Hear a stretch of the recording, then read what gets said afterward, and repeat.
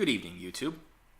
Let's watch Hillary Clinton and her hodgepodge of excuses she makes why she lost. Remember, she lost because of external forces. Nothing to do with her. She is completely innocent of all wrongdoing. She cannot do anything wrong. Let's watch.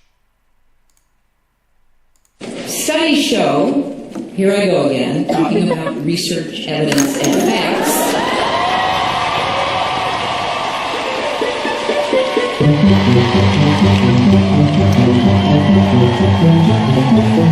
Every day that goes by, we learn more about some of the unprecedented interference, including from a foreign power whose leader is not a member of my fan club. I don't think Seth Rich is in a foreign power. I'm pretty sure he was an American citizen.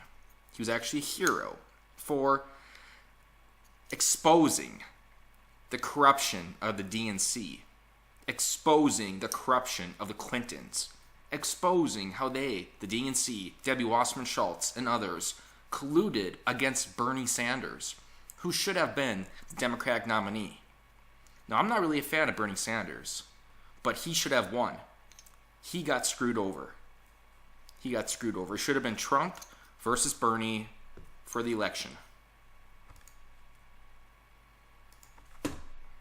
I mean, you just can't make this stuff up. So, did we make mistakes? Of course we did. Did I make mistakes? Oh my gosh, yes. You know, you'll read my confession and my request for absolution. But the reason why I believe we lost were the intervening events in the last 10 days. People denying science. Yes, so let's dissect this a little bit. So, you know, she has said she lost because of numerous amounts of external factors. One of them being misogyny, one of them being racism, one of them being bigotry, one of them being Russia, one of them being Comey. And she, however, here's the key. She said she would have won on October 28th if the election were held that day. So, in one day, half the country suddenly became racist. Half the country suddenly became misogynist, became anti-feminist, became bigoted, became xenophobic. In one day. Does she think people actually buy this? Does she really think that people think she would have won on October 28th? She was going to lose. Hillary Clinton lost the election the moment she colluded with Debbie Wasserman Schultz to screw over Bernie Sanders. She lost the election that day, during that time period. Nothing else could have saved her. That, and maybe she should have campaigned more in Wisconsin. Science, concocting elaborate, hurtful conspiracy theories about child abuse rings operating out of pizza parlors, drumming up rampant fear about undocumented immigrants, Muslims, minorities, the poor, turning neighbor against neighbor and sowing division at a time when we desperately need unity. All right, let's go over some facts here. No one is denouncing Muslims as a whole, but there is a denouncement of radical Islam. If you look at the Global Terrorism Index, the top 5 countries are Iraq, Afghanistan, Pakistan, Syria, and Nigeria. All four of those have a Muslim population of 98% or more. Nigeria has a Muslim population of 45%, with 55% being Christians. However, 80% of the terrorist attacks in Nigeria were done by Boko Haram, a Muslim group. And the other, I think 19% of them, were from Fuhadi militants, also with affiliation to radical Islam. There is no secret that radical Islam is the majority, consists of the majority of terrorism throughout the world.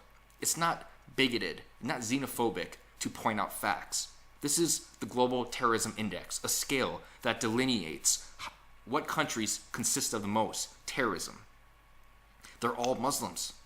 It's not bigoted to point that out. It's not bigoted to want to keep your country safe. In 2006, she voted for a wall. Biden voted for a wall. Obama voted for a wall. The wall was passed as legislation through Congress in 2006. Now, It is racist to have a wall because you are being mean. You're being inconsiderate to illegal immigrants. Wow. Wow. Things have really changed with the Clintons. Some are even denying things we see with our own eyes, like the size of crowds. I inherit nothing from the Democratic Party. What do you mean, nothing? I mean, it was bankrupt. It was on the verge of insolvency.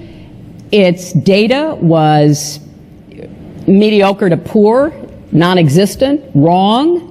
I'm not going anywhere. I have a big stake. Do you hear her?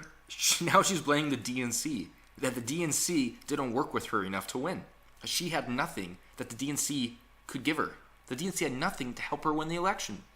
She got everything from the DNC. She got debate questions ahead of time. When people were going to ask Trump questions and give interviews to Trump, they asked the Clinton campaign what they should ask. They asked Debbie Wasserman Schultz what they should ask Trump, what they should ask Bernie. Donna Brazile colluded with Hillary and Debbie Wasserman Schultz to screw over Bernie. She got more from the DNC than possibly any other candidate in history. And now she's saying she got nothing from it. That she was alone against the world. And she didn't lose, she lost to the big machine. She had no choice. She couldn't win because she was against Russia. She was against Comey. She was against racism. She was against misogyny. She was against bigotry. She was against intolerance of Muslims. She was against the DNC. Wow. Let's go on. And what happens in this country, I am very, unbowed and unbroken. She's not going away. She's not going away. Oh, God. I fear we will be seeing her a lot more. I kind of want her to run for president in 2020 just so Trump can beat her again. Because the media, they're going to play their cards differently this time. They're not going to report on Trump as much as they did last time. They're going to focus primarily on her and what a grandiose person she truly is, and a savior and self-righteous. Should be interesting to watch. And I'm done.